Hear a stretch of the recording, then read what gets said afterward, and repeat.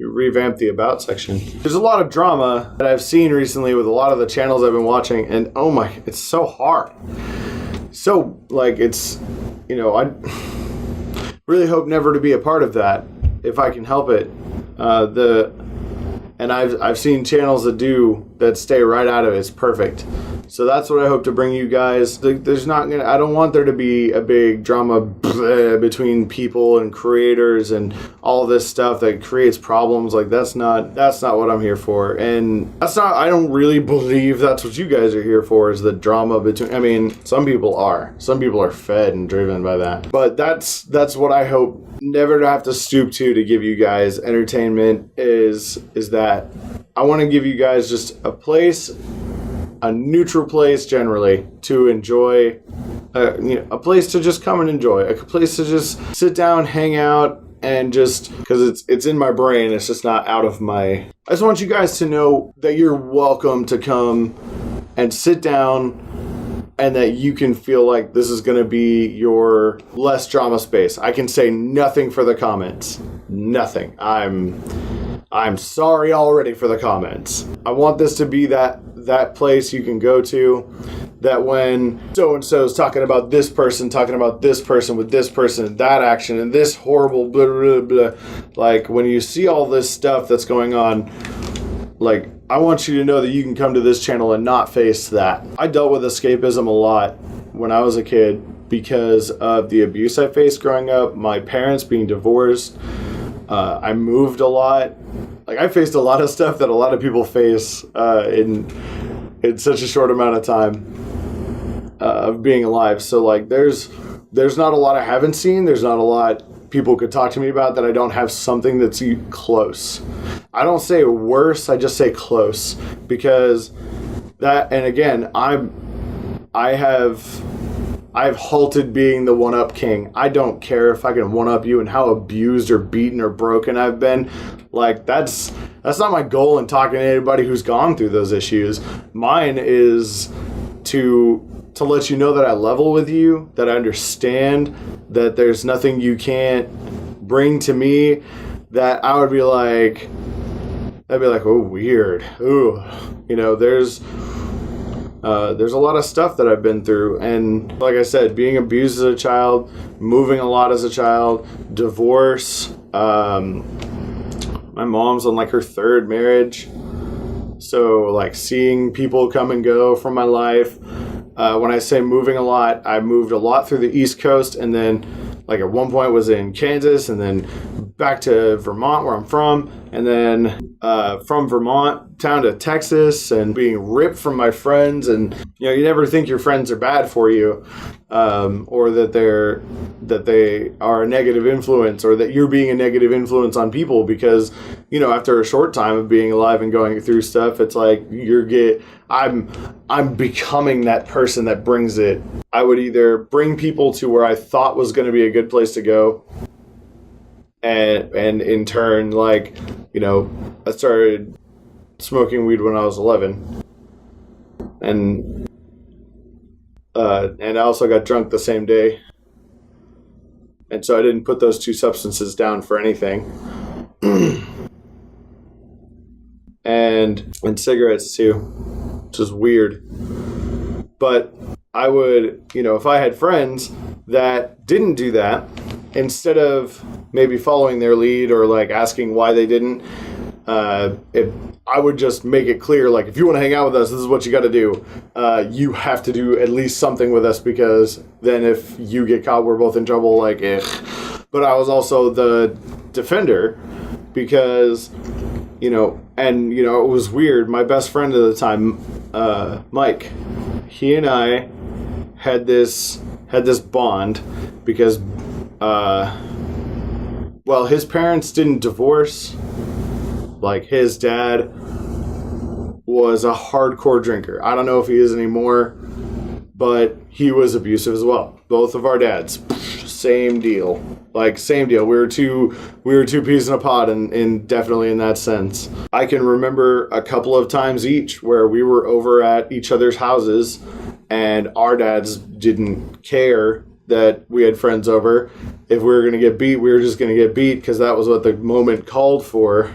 I tackled his dad once, like caught him very unaware, but I was always a big kid. Being, 160, 170, somewhere in there, and already taller than most of the adults in your neighborhood, like I was just a big guy. And so not a feat of strength, not a feat of awesome. I caught that man unaware and I knocked him down, and me and my friend got out of the house, boom, quick. And it was very, very icy outside. It was in the winter. We went outside, took off. His dad started to come after us, left the house, slipped, boom, nailed the stairs. Couldn't get back up. Well, could get back up, but didn't get back up for us. Another instance of like the other instance, he did the same thing for me. My dad came to attack me. He came to my rescue. All these feels, man, all these feels. I feel them. I hope this is for somebody like I didn't grow up in a conservative home. I didn't grow up in a liberal home. I didn't grow up with a name or a title. I grew up like just me, and whatever that meant. Like I had no idea what it meant, but whatever that meant, that was exactly what it was. I wasn't taught religion. I wasn't taught any of those things. So I didn't really have faith. I had superstition, but never faith. So I got into a lot of escapism. I definitely read over 100 Goosebumps books. I read all of the Animorphs series.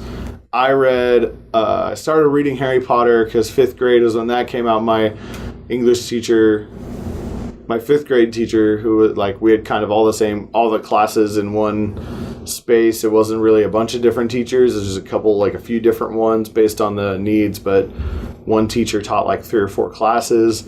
So, we were into that and a couple other books, and then with video games and cartoons and anything I could do to get out of the real world that I was in, because I hated it.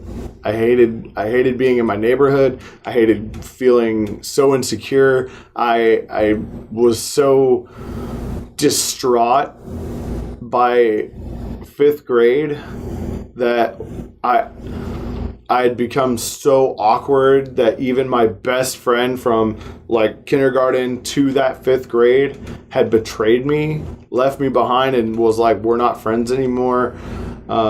People that I had known, they totally abandoned the weird kid, just 100% rejected.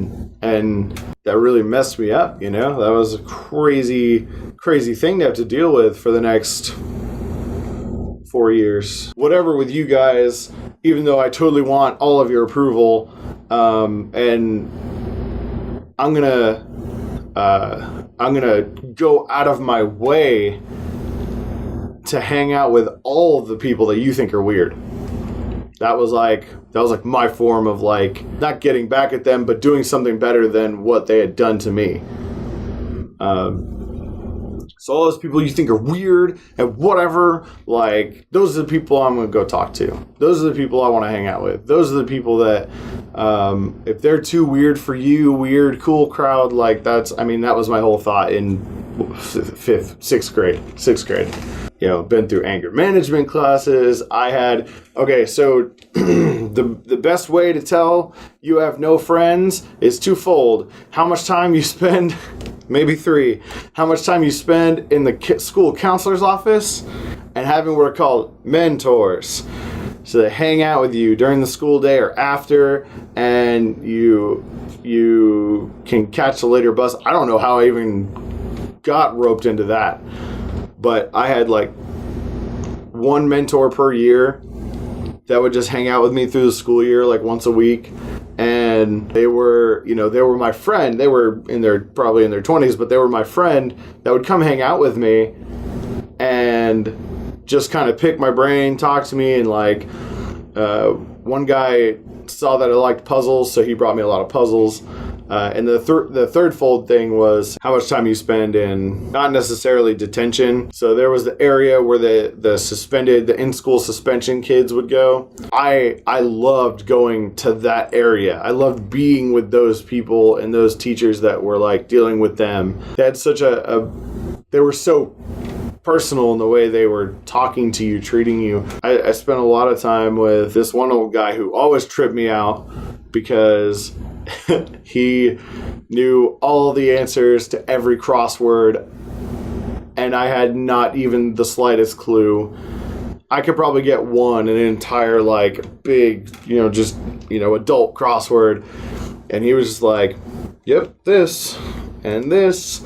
And it just, even to this day, I can't do crosswords like that guy can. But he was so smart. He was so intelligent. And that's where I wanted to spend my time. I wanted to spend my time where I thought the smart people were. Where I felt like the people I could look up to that were smarter than me, they intrigued me. I'll tell you my fun life story, I guess. Or I guess this is a story that led up to, the length of the story, so long, so difficult, so, just articulating into a video people actually watch is just amazingly difficult. How do you cut an entire person's life into a 3-minute video or 5-minute, barely 10-minute video that people will actually sit down and watch the length of? I'm at 40 minutes on this timer. I've been through, this is going to be video 3 of it. So, look out. So that's what I'm going to have for you guys today. Make sure to click that subscribe button. If you're interested in ASMR, I have that here. Click me for more vlogs. If you click over here, you will see either Let's Plays that my wife and I do, or you'll see the Let's Plays that I do solo down over here. Thank you so much again for watching. Boom. Subscribe.